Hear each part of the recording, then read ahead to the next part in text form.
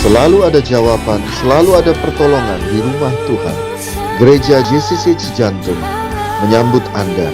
Ingat selalu bahwa Tuhan Yesus Juru Selamat kita dan masuk ke dalam hati kita sehingga kita menerima keselamatan. Selamat mendengarkan dan menjadi berkat. Minggu lalu kita belajar untuk dalam seri ketaatan yang ketiga. Saat ini masih seri ketaatan yang keempat. Minggu lalu saya mengingatkan bahwa pujian itu dapat mengangkat jiwa kita. Ada yang masih ingat? Pujian kepada Tuhan mengangkat jiwa kita, tapi kita harus dengan sungguh-sungguh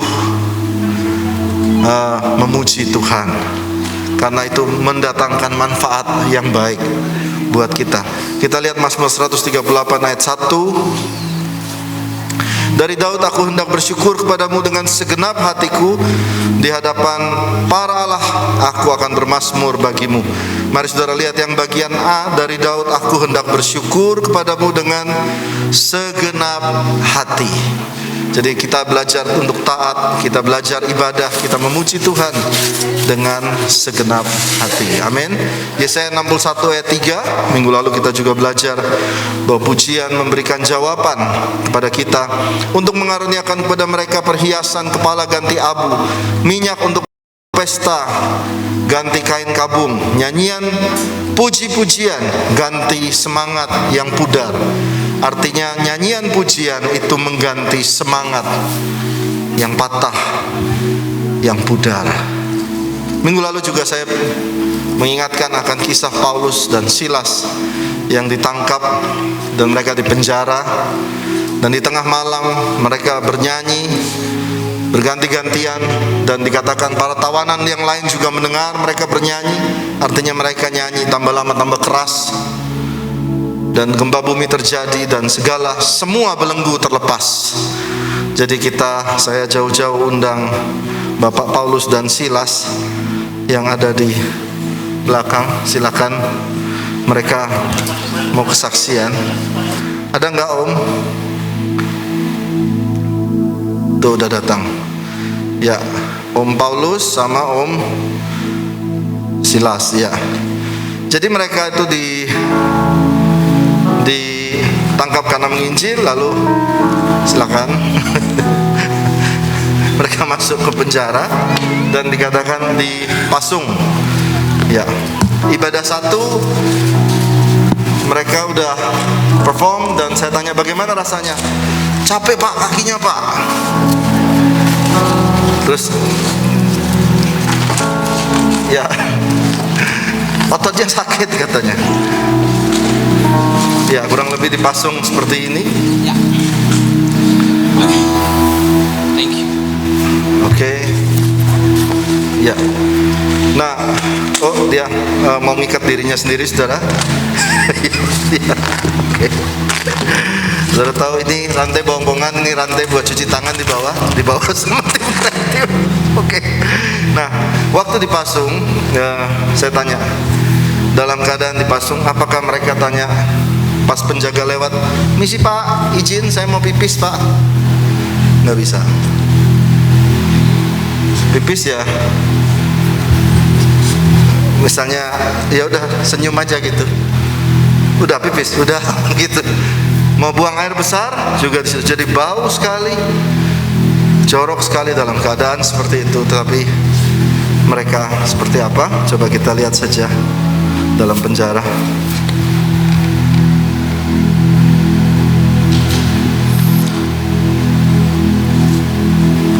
I will sing of your goodness, I will sing of your love. Though the seasons come quickly, but you have always been enough. And though the night may get darker, though the waiting seems long, but you have always been faithful to remind me of your love. You are good. In the morning I sing, you are good. In the evening I sing, you are good. You are good to me.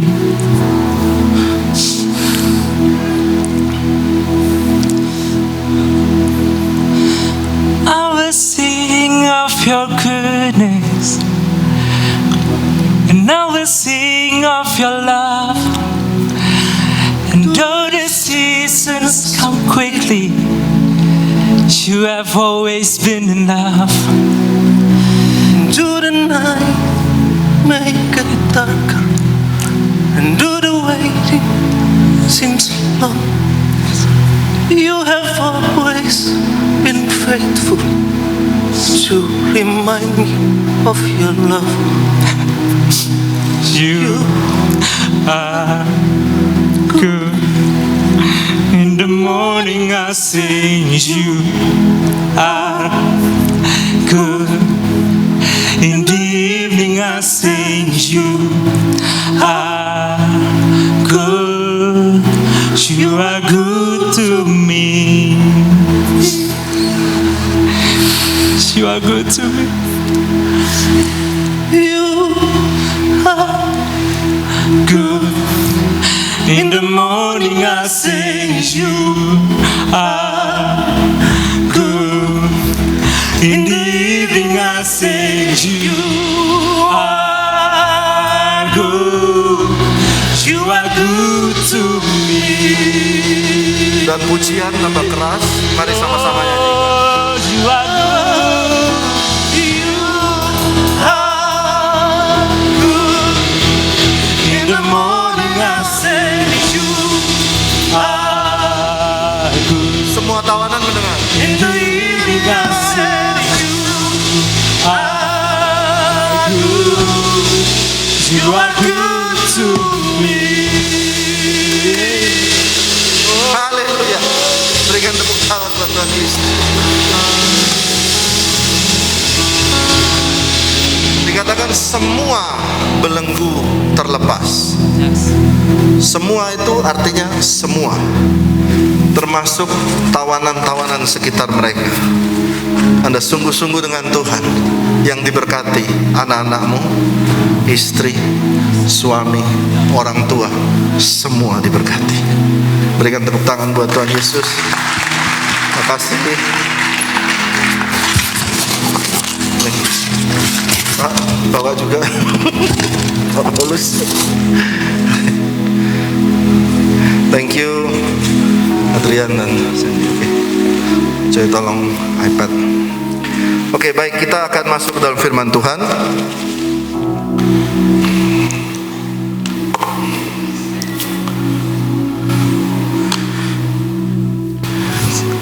Mari kita lihat Yosua 14 ayat 6 sampai 15.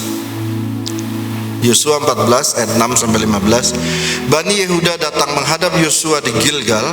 Pada waktu itu berkatalah Kaleb bin Yefune orang Kenas itu. Saudara garis bawahi Kaleb dan tulisan orang Kenas. Kepadanya, engkau tahu firman yang diucapkan Tuhan kepada Musa abdi Allah itu tentang aku dan tentang engkau di Kades Barnea. Ayat 7. Aku berumur 40 tahun. Saudara baca ayat 7, 1, 2, 3. Aku berumur ketika aku disuruh Musa hamba Tuhan itu dari Kades Barnea untuk mengintai negeri ini, dan aku pulang membawa kabar kepadanya yang sejujur-jujurnya. Ayat 8. Sedang saudara-saudaraku yang bersama-sama pergi ke sana dengan aku membuat tawar hati, garis bawah tawar hati bangsa itu, aku tetap mengikuti Tuhan Allahku dengan sepenuh hati. Ya, ditulis mengikuti Tuhan Allahku dengan sepenuh hati.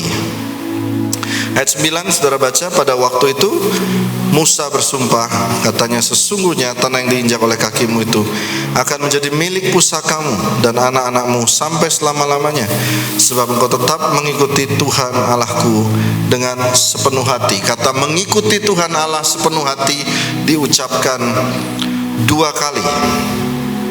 Oke, lalu ayat 10, jadi sekarang sesungguhnya Tuhan memelihara hidupku, kini sudah 45 tahun lamanya sejak diucapkan Tuhan itu, dan selama orang Israel mengembara di padang gurun, jadi sekarang telah berumur 85 tahun aku hari ini. Jadi ini kisah tentang Kaleb, dia sudah berumur 85 tahun.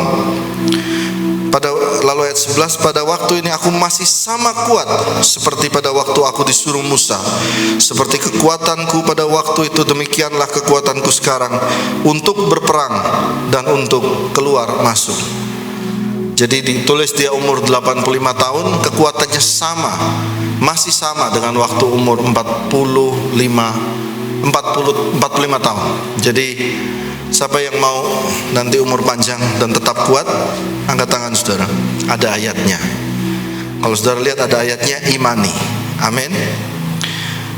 Oleh sebab itu berikanlah kepadaku, ayat 12, pegunungan yang dijanjikan Tuhan, sebab engkau sendiri mendengar bahwa di sana ada orang enak dengan kota-kota besar dan berkubu. Mungkin Tuhan menyertai aku sehingga aku menghalau mereka seperti yang difirmankan Tuhan.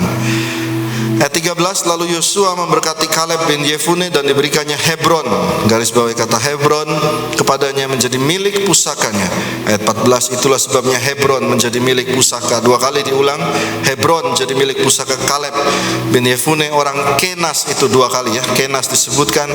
Dan sampai sekarang, karena ia tetap mengikuti Allah Israel sepenuh hati. Kata mengikuti Tuhan sepenuh hati 3 kali diucapkan tentang orang bernama Kaleb. Ayat 15, nama Hebron dahulu ialah Kiryat Arba. Arba ialah orang yang paling besar di antara orang enak, dan amanlah negeri itu berhenti berperang. Baik, kisah ini saya ceritakan sedikit bahwa ini adalah Kaleb. Kaleb ini datang menghadap Yosua pimpinannya dan berkata bahwa saya meminta bagian sebuah tanah yang dulu pernah dijanjikan Musa. Tanah itu namanya tanah Hebron. Dan Yosua berkata, oke, aku kasih kepadamu. Tetapi dalam kasih itu ditulis bahwa Kaleb berkata, aku mengikuti Tuhan dengan sepenuh hatiku.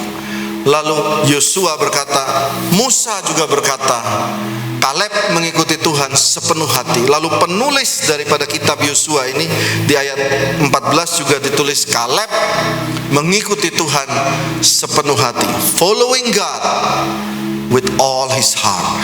Mengikuti Tuhan sepenuh hati 3 kali. Nah, hari ini kita belajar tentang mengikut Tuhan sepenuh hati. Saudara memuji Tuhan sungguh-sungguh, mengikut Tuhan sepenuh hati. Nah, siapa itu Kaleb? Kaleb adalah salah satu pengintai bersama Yosua dan 10 orang lainnya. Waktu diceritakan waktu umur 40 tahun yang lalu, waktu bangsa Israel mau masuk ke tanah perjanjian, maka Musa mengirimkan 12 orang pengintai. Kaleb orang ke-11, Yosua orang ke-12. Waktu pulang, maka 10 orang ini berkata, negeri itu penduduknya kayak raksasa semua. Tetapi Kaleb dan Yosua berkata, negeri itu hasilnya baik. Kalau Tuhan berkenan, kita akan mendudukinya. Ya, itu cerita yang kita semua pernah tahu. 10 pengintai berkata negatif, 2 orang pengintai berkata positif. Nah, yang pertama, poin pertama adalah mengikut Tuhan dengan sepenuh hati. Baik, saudara perhatikan, siapa Kaleb ini? Kita lihat ayat yang ke-6. Bani Yehuda datang menghadap Yosua di Gilgal. Pada waktu itu berkatalah Kaleb bin Yefune orang Kenas. Siapa Kaleb ini?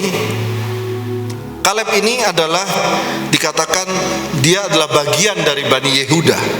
Bani Yehuda adalah suku di Israel yang menghasilkan Raja Daud dan menghasilkan Yesus. Itu Bani Yehuda. Tetapi ditulis dia orang Kenas. Jadi menimbulkan pertentangan di para ahli Alkitab. Jadi Kaleb ini siapa? Dia sebenarnya Bani Yehuda atau orang Kenas? Nah, para ahli Alkitab menunjukkan satu ayat di dalam Hakim-Hakim 1 ayat 16. Hakim-Hakim 1 ayat 16. Keturunan Hobab ipar Musa, orang Keni, bahasa Inggrisnya sama, orang Kenas itu maju bersama-sama dengan Bani Yehuda dari kota pohon korma. Stop dulu saudara, lihat. Hobab ipar Musa, orang Keni atau orang Kenas itu bersama-sama dengan Bani Yehuda. Jadi ternyata waktu orang Israel itu menuju ke tanah Kanaan, ada orang-orang Kenas yang ikut berperang dengan Bani Yehuda. Karena mereka ikut berperang, akhirnya mereka menjadi bagian daripada Bani Yehuda. Sampai sini jelas ya? Nah, siapa itu orang Kenas? Kejadian 36 ayat 40 sampai 42. Kita belajar sedikit tentang Kaleb hari ini ya. Kejadian 36 ayat 40 sampai 42. 36, Kejadian 36. Inilah nama kepala-kepala kaum Esau. Garis bawahi kata Esau. Menurut kaum dan nama dan tempat mereka dengan nama mereka masing-masing. Kepala kaum Timnah, kepala kaum Alwa, kepala kaum Yetet ayat 41, kepala kaum Oholibama, kepala kaum Ela, kepala kaum Pinon ayat 42. Saudara lihat nih. Kepala kaum apa? Kenas. Jadi artinya, lihat ke ayat 40, Kejadian 36 ayat 40. Pelan-pelan kita belajar. Inilah kepala-kepala kaum Esau. Jadi orang Kenas ini keturunan Esau, bukan keturunan Yakub. Artinya menunjukkan, kembali kepada Yosua 14 ayat 6. Yosua 14 ayat 6, supaya pelan-pelan saudara lihat bahwa Kaleb bin Yefune, orang Kenas, itu dia adalah keturunan Esau. Oke, sampai sini nangkep ya. Nah, kalau saudara baca apa arti Kaleb? Kaleb, banyak anak-anak namakan Kaleb. Kalau saudara lihat di kamus nama Kaleb, itu artinya sepenuh hati, setia. Tapi saudara coba turunin Google saudara ke bawah, terus ke bawah. Kaleb itu bahasa aslinya anjing. Anjing ya. Jadi kenapa dipanggil nama anjing? Jadi saudara harus tahu, karena orang itu udah berantakan hidupnya, keluarganya juga berantakan, ya akhirnya nama panggilan, nama bercandaan jadi namanya dia. Dipanggil jing, lep itu artinya. Sampai sini anggap ya. Jadi benar-benar ya inilah Kaleb gitu loh. Nah, lihat ya, kita tahu cerita tentang Yakub dan Esau. Kita pelan-pelan, ibadah dua lebih santai ya. Yakub dan Esau. Yakub dan Esau itu kembar. Yakub dan Esau punya bapak namanya Ishak ya. Satu waktu Yakub menukar hak kesulungan dengan kakaknya Esau, menipu kakaknya, dan dia datang pura-pura jadi kakaknya yang bernama Esau. Dia Yakub, dia minta berkat kesulungannya. Lalu Ishak memberikan berkat kesulungan, yakni tanah gemuk akan diberkati, engkau akan diberikan, engkau akan diberkati dan sebagainya. Lalu setelah Yakub mendapatkan berkat tersebut, Esau masuk. Esau berkata, loh, berkatnya harusnya buat saya. Dan bapaknya Ishak berkata, tidak bisa, saya udah kasih itu kepada adikmu. Dan lalu berkatalah, Kejadian 27 ayat 38, kata Esau kepada ayahnya, Kejadian 27 ayat 38, hanya berkat yang satu itukah ada padamu ya Bapak? Berkatilah aku ini juga ya Bapak. Dan dengan suara keras menangislah Esau. Ini kakek moyangnya Kaleb. Menangislah Esau, ayat 39. Lalu Ishak ayahnya, 39, menjawabnya, sesungguhnya, saudara perhatikan, tempat kediamanmu akan jauh dari tanah-tanah gemuk di bumi, dan jauh dari embun dari langit di atas. Kalau saudara nanti sempat ke Israel, mampir ke Petra, Jordania, saudara lihat itu ada tempat keturunan Esau. Itu Petra besar sekali, tapi kering sekali, tapi canggih, perairan dan segala macam. Petra namanya. Persis seperti ini. Ayat 40. Jadi nggak ada berkat. Lihat deh, engkau akan hidup dari padangmu dan engkau akan menjadi hamba adikmu. Sadis ya. Tapi ayat selanjutnya tulis, tetapi akan terjadi kelak, ya, apabila engkau berusaha sungguh-sungguh, maka engkau akan melemparkan kuk itu dari tengkukmu. Itu nubuatnya Ishak kepada Esau dan keturunannya. Dan nubuat itu terjadi kepada Kaleb bin Yefune, orang Kenas itu. Rahasianya adalah berusaha dengan sungguh-sungguh, maka engkau akan melemparkan kuk itu dari tengkukmu. Saudara lihat kembali kepada Yosua 14 tadi ya. Saya tunjukkan kepada saudara. Yosua 14 ayat ke-8. Kaleb berkata begini, saudaraku pergi ke sana, 10 orang membuat tawar hati bangsa itu, tetapi aku mengikuti Tuhan Allahku dengan sepenuh hati, sungguh-sungguh. Lalu ayat ke-9, Musa bersumpah, engkau akan mendapatkan tanah itu. Karena apa? Karena engkau mengikuti Tuhan dengan sepenuh hati, sungguh-sungguh. Ayat 14 2 ya. Yes. Itulah sebabnya Hebron menjadi milik pusaka Kaleb bin Yefune orang Kenas itu sampai sekarang, karena ia tetap mengikuti Tuhan Allah Israel dengan sepenuh hati, sungguh-sungguh. 3 kali. Nah, hari ini saudara, kalau saudara berada pada latar belakang yang buruk, firman Tuhan berkata, engkau mau tengkuk itu lepas dari tengkukmu dan diberkati Tuhan, sungguh-sungguh ikut Tuhan. Katakan amin. Sungguh-sungguh ikut Tuhan dengan sepenuh hati, maka kuk itu terlepas daripadamu. Banyak orang ibadah nggak sungguh-sungguh, duduk nonton ini apa ya, pendetanya ngomong apa ya, penyanyinya siapa ya, pemain keyboardnya udah nikah belum, Om Jeff. Tetapi Anda tidak sungguh-sungguh mengaitkan sesuatu dengan Tuhan. Hari ini firman Tuhan menegur kita semua untuk sungguh-sungguh ikut Tuhan. Katakan amin. Saudara juga harus bekerja sungguh-sungguh, bukan? Dalam keluarga saudara harus juga sungguh-sungguh supaya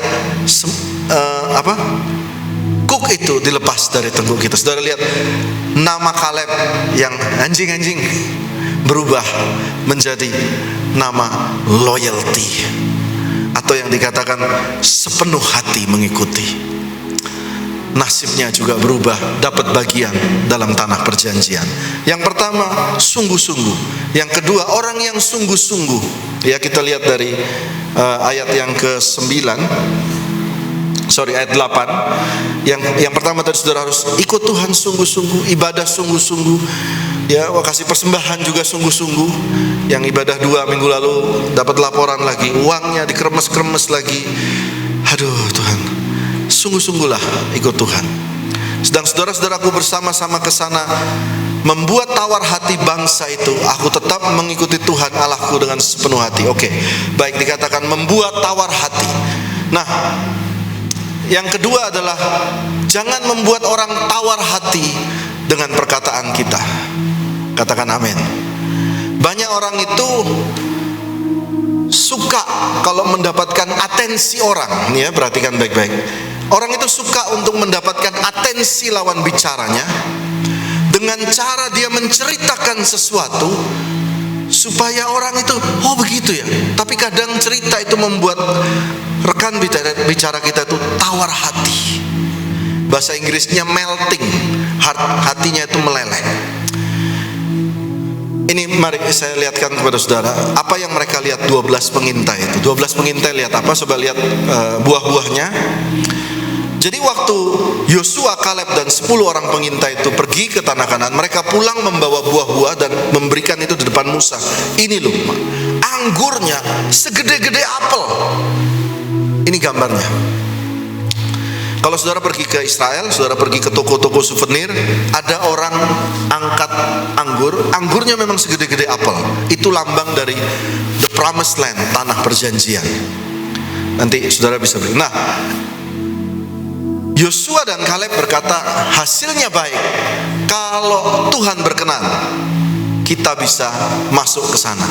Tetapi yang 10 orang, mereka juga lihat ini, ya, tapi 10 orang lihat yang lain. Coba lihat gambar raksasa. Yang mereka lihat adalah, tetapi itu raksasa semua. Dan kita ini seperti belalang. Kita masuk, dipukul aja, kita seperti belalang. Itu raksasa semua. Nah, mari perhatikan tadi pagi saya sampaikan ada gambar tentang 2 orang di dalam penjara. Ini banyak sekali kalau saudara lihat ini di internet, tulisan yang bagus sekali. 2 men look out through the same bars. One sees the mud and one the stars. 2 orang masuk dalam penjara. 1 orang melihat keluar daripada jeruji penjara, 1 orang melihat lumpur, dan 1 orang yang lain melihat bintang. Kalau saudara sungguh-sungguh dengan Tuhan, perkataanmu tidak membuat orang tawar hati. Katakan amin. Mana yang saudara mau lihat? Raksasa atau hasil yang baik dari Tuhan? Nah, kita mundur Yosua 14 ayat ke 7. Kita lihat ya, ini lihat lebih dalam. Yosua 14 ayat 7. Ayo, waktuku tinggal dikit. Aku berumur 40 tahun ketika aku disuruh Musa untuk mengintai negeri ini, dan aku pulang membawa kabar kepadanya yang sejujur-jujurnya. Kata sejujur-jujurnya ini juga bisa ada 2 artinya. Waktu saudara ada dalam penjara, saudara lihat lumpur, jujur nggak? Jujur, betul, itu jujur. Tapi saudara lihat juga bintang, jujur nggak? Jujur, sama-sama jujur. Kejujuran mana yang keluar? Oke, saya contoh lagi. Ada gambar gereja waktu kebakaran. Yuk, tinggal 7 menit. Gereja JCC Cijantung tahun 2021 tanggal 30 Januari, waktu tim sedang mencoba, waktu itu kita nggak ada ibadah, sedang dinyalakan, terjadi kebakaran. Kebakaran besar di bawah di tempat listrik, sampai asapnya RT semua datang, lalu datang mobil pemadam kebakaran, dan seperti biasa mobil pemadam kebakarannya anehnya datang setelah apinya turun, gitu ya, baru datang. Dan datang dengan banyak media dan tertulis Gereja Jesus Center Church di Cijantung terbakar. Itu ada fotonya. Lalu banyak saudara-saudara buka aja Jesus Cijantung. Lalu, ya Tuhan, Gereja Cijantung ludes terbakar. Ini yang nulis siapa? Itu wartawan. Waktu saya di mobil dengan terbakar Pak, listrik terbakar. Waktu itu jujur nih ya, jujur ada dua kejujuran. Yang pertama, gereja sedang dalam pandemi, betul ya saudara ya. Waktu itu kita tidak ada ibadah kan, 1 bulan. PPKM level 3, level 4 waktu itu. Untuk maintenance gereja, persembahan juga tidak ada. Lalu ini kebakaran lagi. Jujur saya mau bilang, apa kita tutup ya? Betul kan? Jujur kita bilang, oh ini bukan kehendak Tuhan. Tapi waktu di mobil saya dengar kabar itu, Wawan telepon. Wawan udah gak bisa ngomong karena lututnya udah lemes katanya. Dia lihat api begitu besar. Waktu itu Roh Kudus seperti pegang lidah saya dan bilang, Don't say a word. Jangan ngomong satu patah kata. Jangan ngomong. Hati-hati kalau ngomong. Lagi dalam keadaan begini. Tahan kata-kata itu. Dan istri saya berkata, mungkin Tuhan mau kasih kita yang terbaik. Perkataan itu tidak membuat tawar hati suaminya. Betul ya saudara? Jujur saudara, saya mau tanya jujur nih, kalau kebakaran Tuhan bisa tolong gak? Bisa kan? Tapi bisa juga gak ditolong kan? Nah itu kan jujur, kejujuran. Yang kedua, kalau saudara bilang mati deh, habis deh gereja, jujur gak itu? Jujur juga, tapi jujur yang satu ada Tuhannya.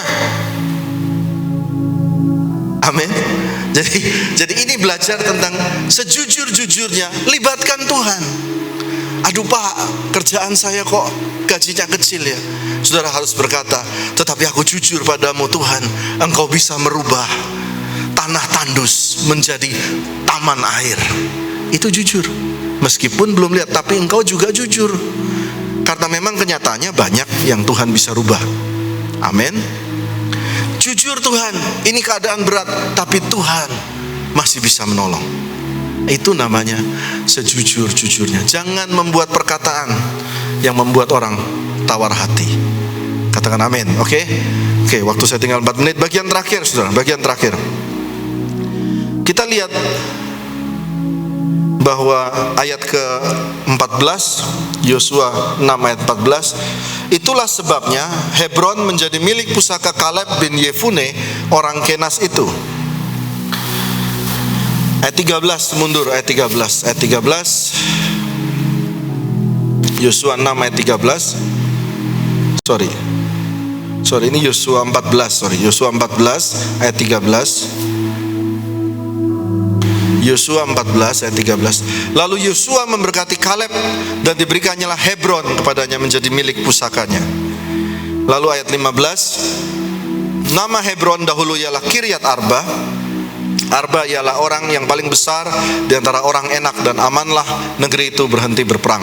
Nah, kenapa Kaleb minta Hebron? 2 kali ditulis Yosua memberikan Hebron kepada Kaleb. Lalu ditulis penulis Alkitab, benar Kaleb mendapatkan itu menjadi milik pusakanya Hebron. Kenapa 2 kali, dan kenapa Kaleb ngotot minta yang itu? Kenapa saudara? Karena Kaleb ini sungguh-sungguh mengikuti Tuhan, dan dia tahu ada sesuatu di sana. Jadi dia mengkaitkan hidupnya dengan berkat Tuhan. Ini pelajaran buat saudara. Waktu saudara nyanyi, datang ibadah, dengar firman Tuhan, kaitkanlah ini dengan hidup saudara.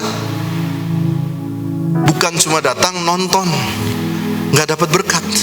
Lihat Kaleb, dikaitkan.